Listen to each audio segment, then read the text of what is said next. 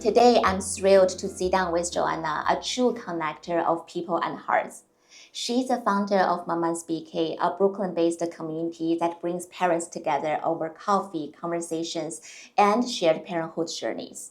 I first met with Johanna at an event she curated for a Spanish fashion brand, Flavelas. um, I immediately struck by her warmth and her passion for women-founded brands as well as community building. So today, welcome to join me, Johanna. I can't wait to dive into your story and the heart behind Mamans Brooklyn. Thank you for having me. Thank you.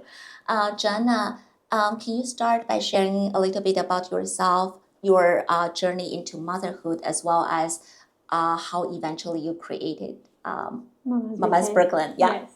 So my name is, I'm Johanna. I'm from Colombia originally. I'm married to a French guy, Jay-Z, and we wanted to be parents, and it took a little bit of a moment for that to happen. And when Lila came around, it was pandemic season, and so it was a very quiet experience into parenting and meeting people. And then suddenly, with our second baby, still a pandemic baby, my doctor just said, you need to go out have coffee because you love coffee. And my doctor is a mom as well, Dr. Ellison. And I did actually listen, and I posted a post, hey, who wants to have cafecito? And that's how it all started, over coffee. A few moms show up, about 8. We did it at the Hoxton, actually. That was the first coffee. And for me, coffee is a form of breaking bread as a Colombian. Beauty and conversations, and it's very organic and natural, and that's how it began. And I know you live in Brooklyn right now. It's such a unique and diverse neighborhood to raise kids. So can you share a little bit, like, what inspired you to start this, like, a parents community? And what's one thing that you try to help, local moms to achieve when you first started? Yes. So Mama's Brooklyn was created in Brooklyn. The name Mama is because my kids call me Mama, not Mama. That's French, right? Yes, because of my husband. Yeah. And so it's Mama Brooklyn. I call it MamansBK for short. And it really, the heart of Mamans is to connect. I love connecting people. I love making people feel heard and being there, just helping each other. And so that's the heart of MamansBK, is connecting mothers to mother, one mama at a time, and to build a village. When you are an expat, it's a very global community. Most parents are not necessarily from the US. Some of us have been here a long time, like myself, since grads and college. And some of them are here standby for a couple of years, but our journey begins, a new journey and chapter begins with parenting. We can get a little lost. I know I did a little bit, and friendships change. So having that one mom that you can connect on the phone, it could be a lifesaver. Right. Hey, when you're breastfeeding, or oh, this is happening, and having somebody who's going through the same journey with you could be very special. Right. And let alone meeting a group of mothers who want that connectivity just as much as you wanted it, and making a space for that to happen organically and in their own pace.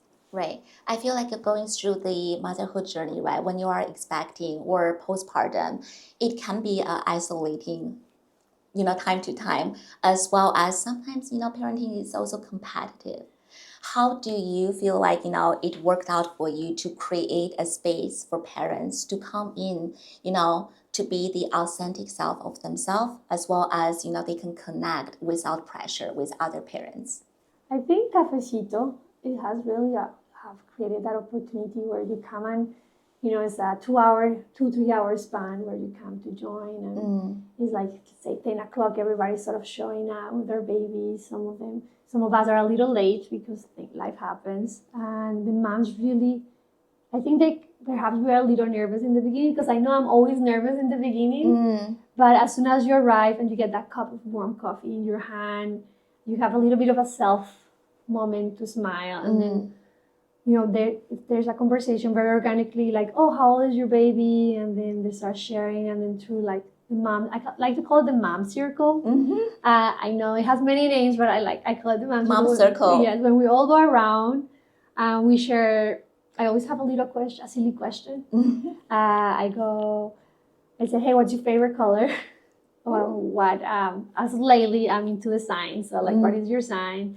And then there's this synergy. Oh, I'm a Cancer. You're a Cancer. Oh, and my baby's 6 months old. Mommy's 5. We're so close. Or what hospital were you at? Like just from that one moment where you say your favorite color or what sign you are. Like there's like this ease in your body. Like your nervous system's relax, and then we become friends. Fiona, Johanna, Right. and I always start by saying my name, where I'm from, and where I live in Brooklyn. And then I tell about my little 2 humans, and my sign is Cancer. And so from that, everybody goes around, and then we close the circle saying thank you. Sometimes we have a mindful moment where we make a wish for the week or the month, because we only do it once a month. And then the connection happens like a spark. Like the room is never quiet. Right. It is sort of this soft louder, and people holding babies and each other's babies and just helping each other. I really think that's the most way I can describe. There's not a feeling of competition. It's rather a feeling of we're here on this together, and we're here to help each other, to lift each other up through the journey. I really feel that what MamansBK through coffee has created is a synergy. Like not everybody drinks coffee, right? Some people drink matcha, some people drink tea, right? Or they prefer wine. Or a glass of wine. But in these hours, like the coffee hour is like really like, I think the magic hour is coffee, because you might be tired. Might be the first time you like getting fully dressed to get out of the house. You're taking care of yourself with the mini on toad, and just meeting strangers, which is not as easy as we might think, right? Like after you become a mom. But something happened. I don't know. It's cafecito hour at MamansBK. It's my favorite time, seeing everybody stepping away and just seeing everybody smile and nurture their minis and changing numbers and like just talking. Right. It's not. I feel like the comparison and the competition is totally gone, and also there's a moment for us to express the hard moments and the hard days. I know some of the mom groups start from social media, like WhatsApp groups, Facebook groups, because nowadays just social media, digital is dominating our life. But these, in-person events is really precious in this overall setting, because people are craving for, interpersonal, conversations, or sharing our experiences, sharing our insights being parents. So I feel like the space or the connection you create for moms, parents are pretty special in today's age, when everyone is trying to be efficient, doing things online. You try to keep things like slowing down, right, for people to talk about like real life and things matters to us as parents. Yes, we do. I call it adulting talks, adulting conversations. So there's other moments where we connect. I can give you the Salto de Stelle, for example, was a moment in June where we set out the intentions for the summer for ourselves as women. We are also, we're mothers, daughters, sisters, but we also ourselves. And through that moment, we're it's a reminder of grounding and self-love and what worries us, but also what makes us happy, right? And so there is a space to have real conversations about politics, about what book we're reading. Like for example, right now it's a big buzz about Lovable, Amber Ray's new book. She's a mom that I met through MamansBK, and she's turned out to be an amazing writer. And it's like that thoughtful process of sharing what you do for work, how hard it is to manage schedules. Like suddenly you have your calendar, your kids' calendar, your husband's calendar, the nanny's calendar, the school calendar. Is like how your brain sort of explodes, and then a little quiet moment to a soft quiet moment to disconnect, decompress, and just be you for a minute without I don't know. I find those moments that also happen throughout the evening events. Like during the day events feels like a little bit more hectic, more busy, where you're more focused on the child, but then when you're adulting and you start asking questions about what school are you sending your kid? Are you doing daycare or nanny? Are you thinking like right now it's a big buzz about, do I stay home for a few extra months? Do I step away from my very strong work life that I've had for the last 10 years? Like taking that path to choose can be really hard. I know it has been hard for me, right? Just to choose to do MamansBK full time and step away from my day-to-day work. That's challenging, right? Because I'm so used to it. Yeah, I feel like there's some like a cultural movement these days. People are being more transparent, talking about things like that. I feel like in the past, there's always conversations for working moms, stay-at-home moms, or something in between. But I feel like these years, people started to share, their perspectives, and then people from both sides started to understand each other more, and then try to collaborate more, because this journey is not easy for anyone. And we try to figure out, we support each other along the journey versus being different from each other. So I feel like since you brought that up, and you also mentioned about coffee, like wine, I feel like a culture is such a huge component of Maman's Brooklyn. And you try to, create or celebrate culture via art, food, right? Collaborations, or, those conversations. Can you share a little bit more about why culture is a significant component when you build a community?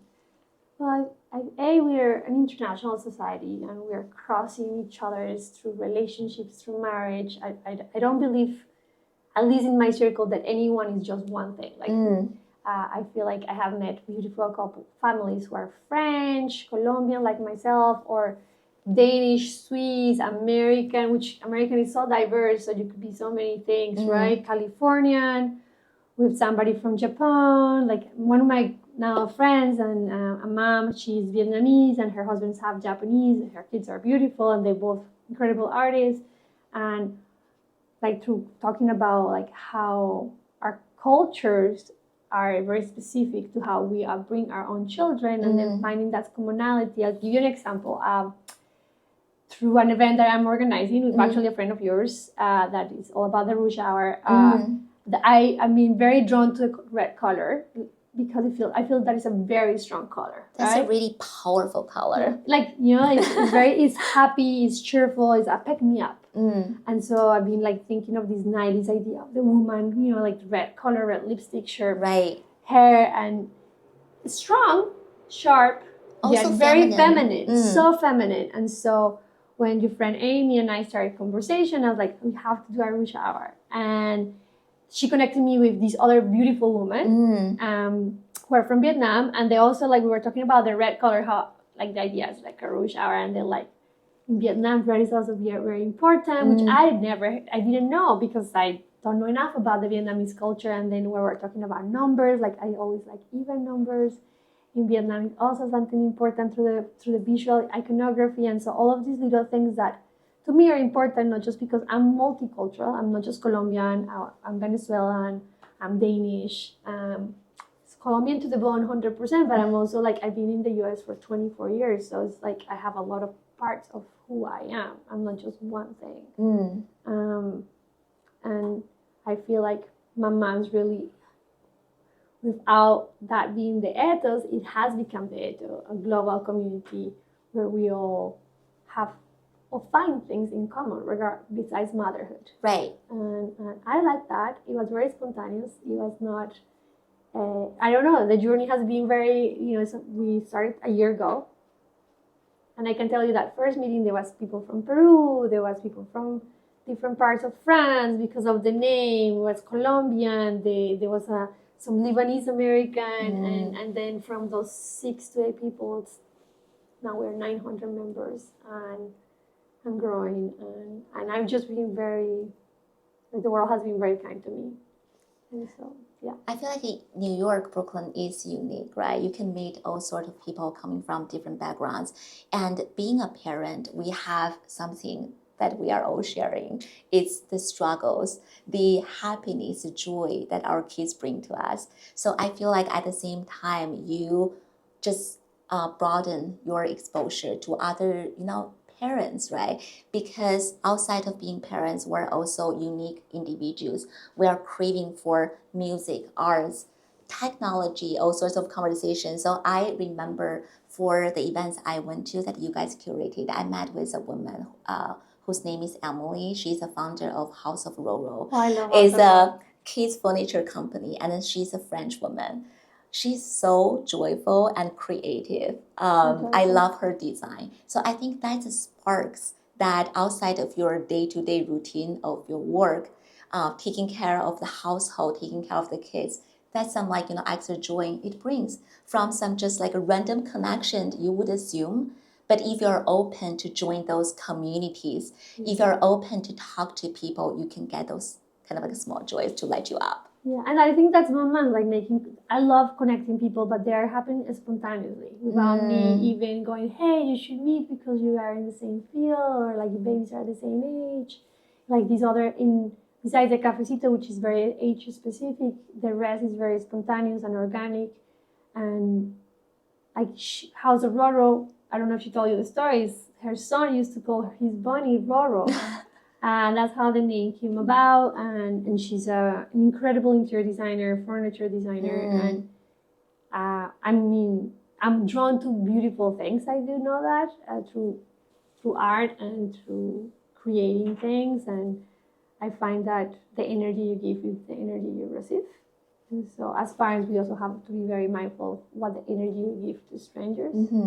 Because our kids can be hard, right? We can have nights when we don't sleep. Right. Multiple nights in a row.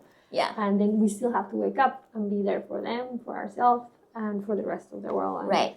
And for me, that's like the one hard thing, right? How can you be there for your children and also be there for yourself and the community you're creating and making sure it's positive, especially stays positive, vibes only. So, right now, I feel like you have already created all sorts of activities for the community. And then you also have a big plan for the fourth quarter of the year, heading into next year. Can you share a little bit of the events you've done in the past, you feel like the parents love a lot that you continue to do in the future? So there's one event, the Upcycle, the clothing swap, I call it. That was one of our first big events. Literally was a year ago. No, actually a year and a half ago. When you first started? When we first started, when we did a soft launch last December, and upcycling remains one of my bigger ethos because it's part of the environment. It's part of, I love getting really good high quality things for the kids, and if my daughter wears it and then my son can wear it and somebody else can wear it, I feel good about it. Right? We take really good care of our things at home, and if quality speaks, and if we can pass it on to somebody else with love, I feel really good, and in my little way to help that footprint with the environment. And it was sort of unintentionally that how it started. I grew up with it. My cousin's clothes became my clothes, and of course I like to buy new things. Don't get me wrong, but. It's like something that my kids now are proud. Oh, that was my sister. Now it's mine. Even though I have a boy and a girl, there's things that could be shared, right? Like a pair of jeans or like a t-shirt, jackets for sure. And anyway, there's this synergy with the community that people come from all different angles of the world, and moms come from different neighborhoods of Brooklyn, even the Upper West Side. Sometimes they come and they exchange clothing and then they shop. I call it shopping for new things. Something's somebody's new treasure type of thing. And then that's like an event that continues to happen and is every 3 to 4 months. And then one big event that we did that I felt like it has created, people really love, is events that you create with your hands. So we did some events with Small World Projects where we made bracelets like this one I have on. We did one recently with the New York Sewing Society where we brought something that was special to us and we wanted to create a new life for it. Some moms brought scarves that they wore as children for their kids. Right. And they create them. Actually, her name is Marika. She made an apple. She asked me I drew it for her and then she saw it. It was beautiful. I'm not as good at sewing as I am at drawing. And that, I think there's moments where you sort of quiet down for a bit to create really resonate with us, because there's such a busy city and it's such a busy life as a mom I think in my head and my internal self. And when I find quiet moments, I really cherish them. Right.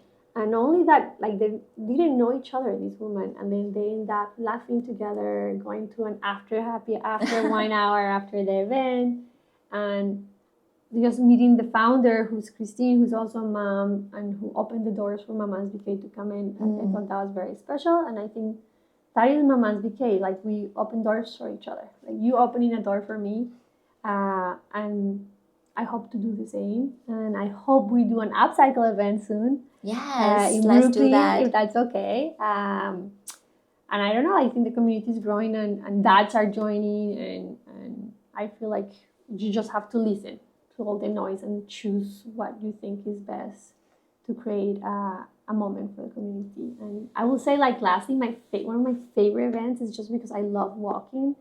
Is the Brooklyn Mama Family Walk. We did 2. The first one was 10 moms, and then the last one was 85 people together, including the kids, and it was really successful. And I see other communities doing it after we start. We were not the first ones to do it, but like I see more people doing it, and I really think walking and talking creates like these organic connections, moments. And I think, it's all spontaneous. I really believe we should follow our instincts. Sometimes, take us north, sometimes take us south, but it's always north. I love all the intention, like meaning and purpose behind all those events you created for the community, especially as you mentioned about sustainability, right? I feel like through those events, you put an idea into practice. There could be something, even tiny or small, the families can bring home to form a more sustainable or intentional living at their household. There was the other day, one person asked me, "Oh, Fiona, you're not trying to promote secondhand shopping for the kids. Do you feel like one day your kids will ask you, Mommy, are we poor that we need to buy secondhand all the time, or I need to wear something that other people has worn before?" My kids is not at that age yet to ask me a question like that, but I feel like right now he's part of what we're doing at home to sort out things that he outgrown so we can pass it along to another family, to send diapers or outgrown clothes to charity to support other family. And as well as when I pick secondhand clothing for him, I also care about the fabric, if they are organic, they are sustainable material, as well as if they look good. So I feel like for parents like us in this world, in the modern world, sustainability or secondhand doesn't mean we need to buy, like really price-driven cheap stuff. It's more of intention to pass along the value to our kids. So I feel like the more people are open to that idea, we're doing that more, because I believe for the events you created, people bring really cute stuff that they can exchange with each other. It's more of a cultural movement. People won't feel buying secondhand is something to be shamed about or to be not openly talking about, because that makes their kids feel like, okay, we're poor, we can only afford that. I feel like that's not the choose. The beauty is that's the intention we choose to live with our kids, and then leave that heritage for them to have that intention to care about a world greater than their own world. Yeah, better for our planet. Yeah. Better for the present is our future. I always tell the kids, this is the present. What we do today is the tomorrow. Yesterday is just a lesson. Yes. And yeah, shopping with intention, sharing with intention, saying goodbye with intention. Change is what we do today. Yes. And I really love that about you. Like, you, even though it's secondhand, could look brand new. It doesn't, it doesn't have to. It's a second love. That's how I think of it. The clothes can be a second love. I really love when you mentioned about, your son and your daughter, sometimes they can wear each other's clothes because you take good care of those stuff. Because I believe we're all caretakers for our stuff, right? For our clothes, our toys, our everything. you don't need to be super kind of like OCD to clean a toy every time you played with it or doing something extra, but just paying a little bit more attention. Our stuff doesn't have to be broken or look extremely old after their lifetime with us. So that's also a good thing we want to pass along to our kids, to really take care of their stuff. To love them and respect them, because Yes, they're there for them to play and so right. on. Yeah.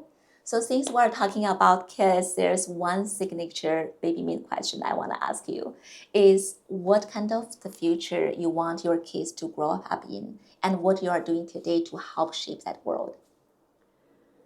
I want my kids to to continue growing up in a place where their culture is respected, where they can be themselves and continue to build curiosity for who they are independently, individually, and as a family. And what I'm doing is, I'm hoping I'm doing, is that I am bringing them up through a community where because we don't have family in the States, that our community, our chosen family is also multicultural, also respects different cultures and societies, no matter what religion or politics you have. That's not just who you are. If you are a good person, that's what we value. You have good ethics, you have a kind spirit. I'm raising them not to throw garbage on the floor. I'm raising them to respect their neighbors. I'm raising them not to be as loud as we can be, because we are loud. I'm raising them to have a voice and respect that voice, to know that the no's are important, just as important as a yes. And to really respect themselves, their body, and their neighbor. I want them to be good citizens. And I think it takes a village, right? If we take care of our environment, public environment, together as a family, they are going to be drawn to people who do the same. And if more people do the same, our spaces are going to be better, cleaner, our air is going to be less polluted. And that's sort of what we are trying to teach them. Don't get me wrong, we buy a lot of things too, right? But it's hard to say no sometimes to the kids. But learning to say no and keeping those boundaries is similar to the society we live in today. We want to be respectful. That's a boundary. Right. We want freedom within limits. We speak with kindness regardless of how, if we're really upset, we breathe in and breathe out. But we have to be respectful to a stranger as much as we have to be respectful to our grown-ups at home. I love that. You know what make me think these days? I'm starting to read a lot of news articles about AI, artificial intelligence, right? That's kind of like getting into our life all the time, right? Yeah. With the technology we're using, with the social media, they are in the classroom these days as well to influence how kids learn things or how they teach things. I feel like in that world with a lot of technology, you talk about something really down to the humanity. Like we want our kids to have empathy, right? To have critical thinking, who know who they are and how to set boundaries. Because at the end of the day, I think at least I'm nervous about if technology is going to rule this world, how our kids is going to respond, such kind of environment and the future. And down to the bottom, I feel like a lot of the experts or people in the technology world has mentioned that humanity is the core of our value. So I really love, all the aspects you shared within your little household that you are cultivating for them to have the mindset to always respect people, respect who we are, and to care about each other and also have their own thoughts. I think if they can really have that conversation with their kids at this age, they can all hold hands together, right? To be responsible adults when they grow up in a AI-driven world. Yeah, that's my hope. Yes. Yes, absolutely. I think you're right, 100%. I think AI is intertwined. It's here to stay. And I'm sure there's going to be something else that's going to evolve AI. How we live life through technology in each home is different. And I think using technology with intention is really important.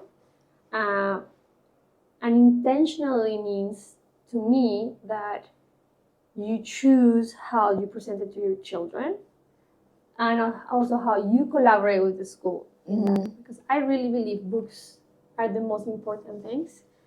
They inspire you to think outside your own boundaries, and it makes you cognitive thinker, critical thinker, and it really is freedom. Reading is freedom, right? And I think I do worry about AI and technology in the sense of not being used with intention. Yes, you know, everything happens through a computer, right? Like the way we communicate, and it's going to continue.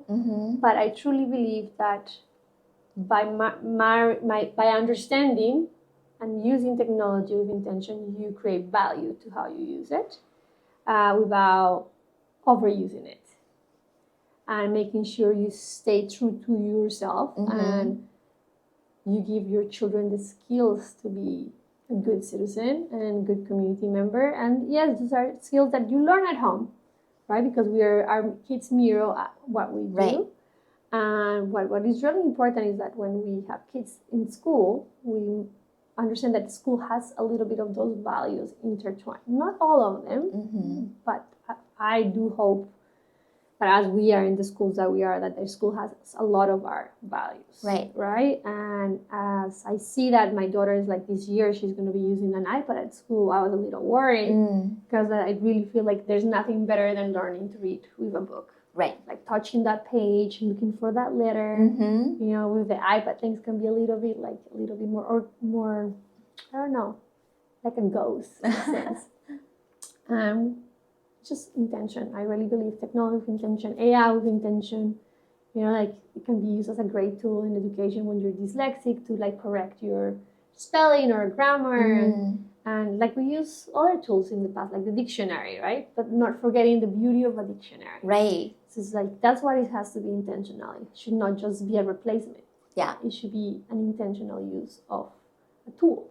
I love the part you mentioned about books. You know, at home, we try to still cultivate that environment that we still read actual books. Because in a world full of technology, there are book summary apps these days. You can summarize a full book within 15 minutes. I feel like I don't want my kid to lose the experience of reading an actual book, to experience, you know, the life of the character, the essence, to really question, like, you know, what really happened, and form his own thought about, you know, either of a conclusion or ending of the book. I feel like that's the part we should never miss. So, you know, without technology, people always say, okay, the scientists or, you know, the technology people will create even fancier or more advanced technology. But it's more of our responsibility, right? Our parents, we as a parent or we as a human, to create more of a culture that we believe in. And that's our responsibility to work on. Baby meat is one of the culture sustainability I want to promote. So I believe, as all the wonderful things you have shared about Moments Brooklyn, you are also being a community with culture, with those meaningful and positive impact. Thank you. Of course. And the next question I have for you is, you know, I want to understand more about how you balance your personal life and your professional life these days, because you can be super overwhelmed with like all the work, all the events, experiences you're creating for other parents. How about yourself and your relationship with your kids? Can you share a little bit more about that? Yes. So I made some career shifts in order for that to happen. I am a teacher by trade, and being a teacher means that you're not able to bring your kids to school, and that was really hard. So I worked with my boss to create spaces where I could be more present with my kids. And then this year, I took a pass from teaching to focus on my children and MamansBK. And the way I'm working on is like I put everything on the calendar. Or I try to, and I write it down also, because otherwise the days go really fast when you're sending emails, you have meetings, and suddenly it's like 3 p.m. and you have to go pick up the kids, and then you move on to the next activity, to dinner. So I try to 9 to 5 type of work. But it's like for me, it's like 8:30 to 4 o'clock where I focus all on Mamans, and I try to find a space for myself. Especially because so not often, but at times I parent solo because my husband travels a lot for work. So it's really like organizing those hours where you hang out with the kids, you do homework. For me, it's really important for my daughter, it's really important to do homework with me, which is not always exciting. But like, we sit down to have dinner together. Like, I love the bubble bath situation at home. Like, they take a bath together and play, and then while they do that, I'm making dinner, and then we have dinner together, and then we talk about our day, and then we do homework, a little bit of homework and reading, which is not the easiest when the little people are tired, especially with two, a toddler and a first grader. But like, I find that I have to disconnect from my phone because it's really easy to get so involved with answering messages, building a new idea that comes up very spontaneously. Like sometimes like, okay, this can hold. So I've been putting myself into the practice for the last few months. Is like, I put the cell phone away. And even though I really want to know what's happening in all those messages, I just like, I put the silent mode on and I let it go. On the weekends, because sometimes I go in one direction and my husband goes in another direction, we share location. And then like, he knows that I'm not going to be present on the phone. So he has to be patient with me and vice versa. So I say, oh, I'm going to be here till this hour. This is my location. And then he shows up after, going for a run and taking some necessary me time to decompress from the work week. Or he's with one of our kids and then we meet at some point for coffee or brunch or play day, mostly in the playground. So like the phone is just used as a tool on the weekends, not as a form of communication or being with other people digitally. We're trying to be, it's not about the quantity we spend, it's about the quality of our time together. And so I'm really trying this year, my goal is to be more physically present and less connected to the online presence. So that means less posting, that means less slowing follow-ups with emails. That means that sometimes I will take pauses just to read a book instead of being connected or going for a run, whatever that means to everybody. Like for me, it means that I am totally disconnected from the phone with my kids. And I try from 4 p.m. to 8:30 p.m. not to be on the phone. I would lie if I say I'm not on it sometimes, but it's not easy. Yeah, but those hours, and then in the morning, like from 5:30 in the morning to 6:30 to 7:30, I'm not on the phone. Like very little to check calendar schedules or the weather. But yeah, I'm definitely trying not to use technology as much as I did last year.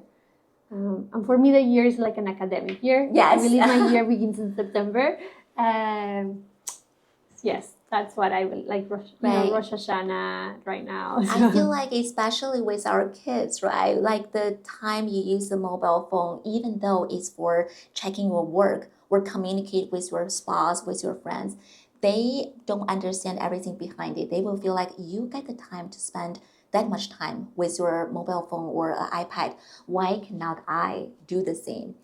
And once the kids started to get addicted to a mobile or iPad, any device, at a young age, when they don't have set up the kind of like mindset of how to regulate their usage of these devices, it's kind of like dangerous. So I totally hear you. Like setting an example and a role model at home is very important. And in this society, everyone would expect you to respond to a message within at least 5-10 minutes, or respond to an email within 30 minutes. We should be more kind of tolerate with each other as parents, because sometimes it's all about prioritization, especially over the weekend. Over the weekdays, we focus on our work 100%. Over the weekends, we really need to think through the presence we want to show in front of our kids. I agree. And I think, as you say, that comes with the culture, right? Like, I think here in the US, I'm not sure everywhere else is the same way, but we have come to have like 6-7 work days, especially when you're on your own company, like you're really pushing through. And don't get me wrong, I do work my midnights almost daily, right? To push all through the extra things that have to be done. But I really believe we should do what I think the Europeans or the French do and the Swiss do. Then I start work at 8:30, I finish work at 4:30 to 5 p.m. and then that's my family time. And I believe it's a little bit more respected there to take those pauses. And then work will continue, the world will continue moving. But I believe, I don't know if something shifted in the US or it has always been like that, but as I became a parent, like to me, if I start work at 8 o'clock and I finish at 3:30, I finish at 3:30. There's not extra 3 hours I'm giving to my work. And I know that sounds very weird, but like I really believe like that the rest of the time is for you to spend it how you need to. And if you want to spend it working, it's a choice. If you want to spend it with your kids, it's also a choice, but it is how you mold your time with people. Like I like to spend time with you, so I'm here we are, right? But it takes schedule, it takes time to meet people that you care for, and so like being intentional, and that's something I'm really working really hard because I'm a little bit of an addict to my phone, if I can be honest. But slowly I'm trying to take away those digital moments into going back to like reading more books, spending more time looking at art with friends, and hopefully going dancing again. Yes. I'm still, I still love dancing. I hope those are the kind of events you are curating Yes, in the future with like, all the activities we enjoy without our phone. Yes, absolutely. Actually, like for all these events, I think moms on dads only take the phone out to exchange numbers and then the phone goes right back in. That's, how life is supposed to be, right? Yeah, it's like just, it's a mindful moment for yourself. And I honestly don't see a lot of, like if I can recollect, like in the cafecitos, the phone is not out at all till the very end when we're exchanging numbers.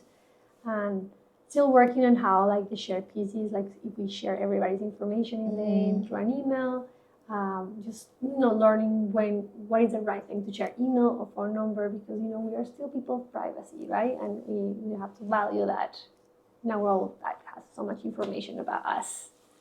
We've talked about all the culture value we care about and you're trying to create for Mamans Brooklyn.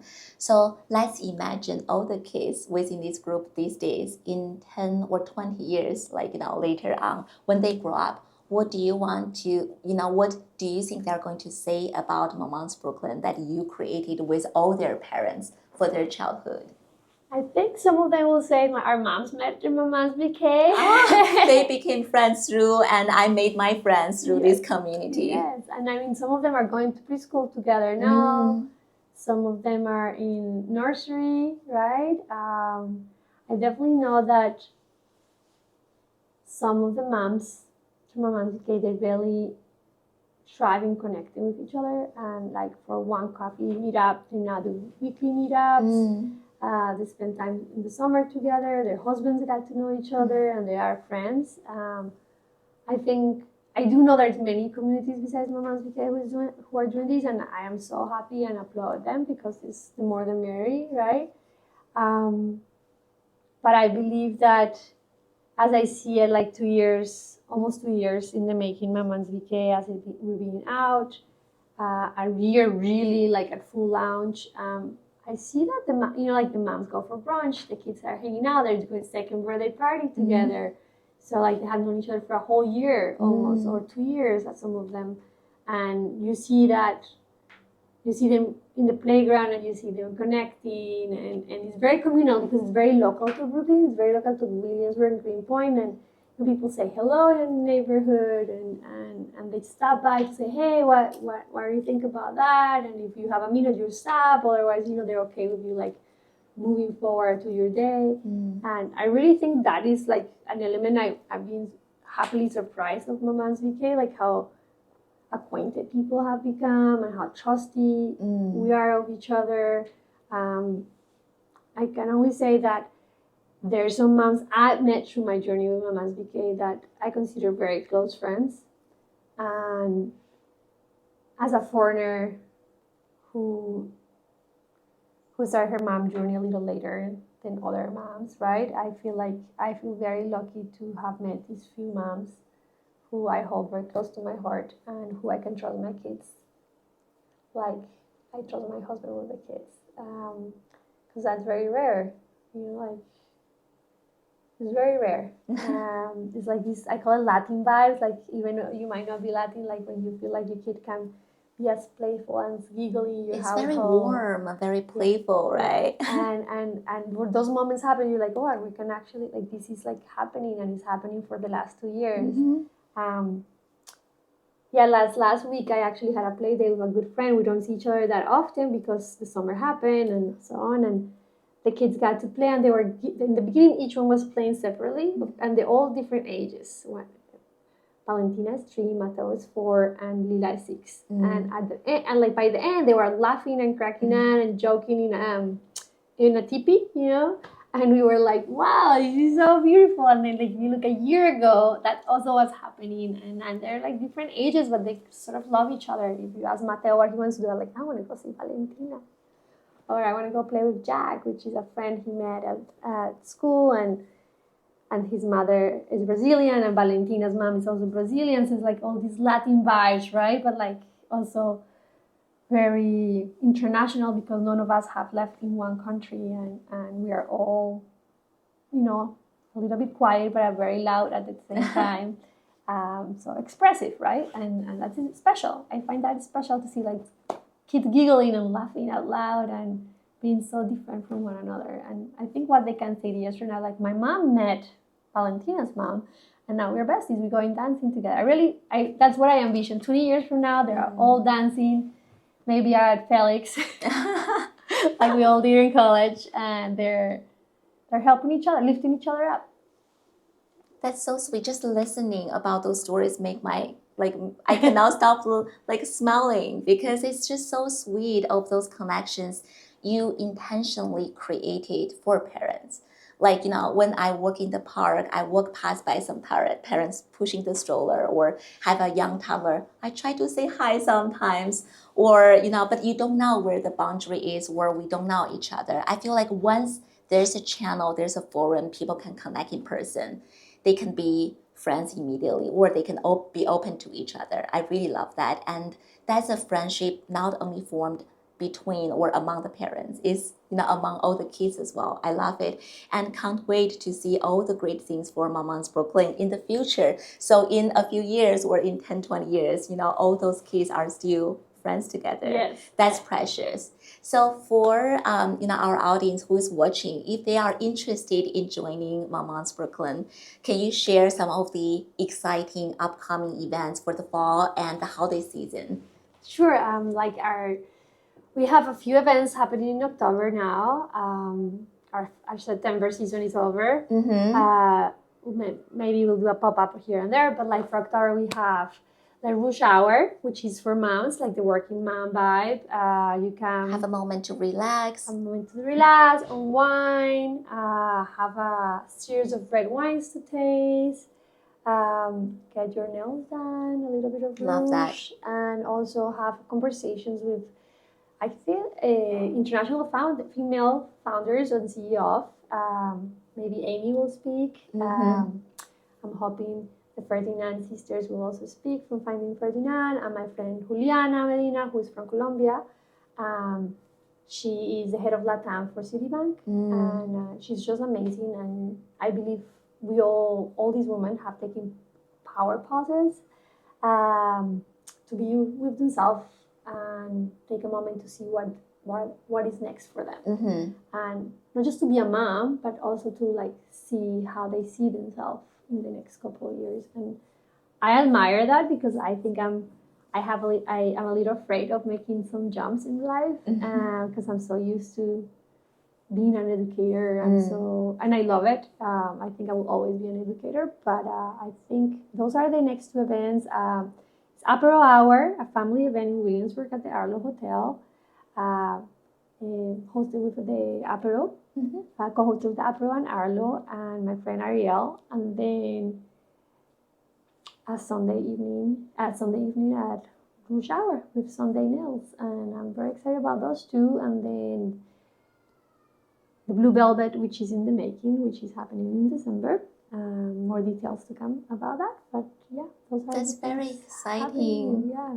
And I can't wait to, meet with you again and meet with other new or old friends through those events, through those in-person connections. And maybe we'll be partnering in one upcycle event very Yes, soon. I'd love that, especially when it's towards the holiday season. Yes. Like, we can, create a space for people to swap their fall winter gear, but also we create a channel for people to bring something they'd like to donate, so we can help those organizations, charities during this, holiday season, because we're all grateful of having each other, supporting each other, and then making the world better for every kid. Yeah, being thankful. That's really important, I think. Both you and I, we do a good job presenting that opportunity for not just ourselves to be thankful, but to bring more friends in the equation to circulate, right, the energy and give back. Absolutely. Thank you so much, Joanna, for, I really love today's episode. All the, events you created, all the values you brought to this community, all the culture you try to create for our kids. I'm so excited, and I can't wait to see, what's ahead of Mamans Brooklyn. Thank you. Thank you for having me. Thank you so much.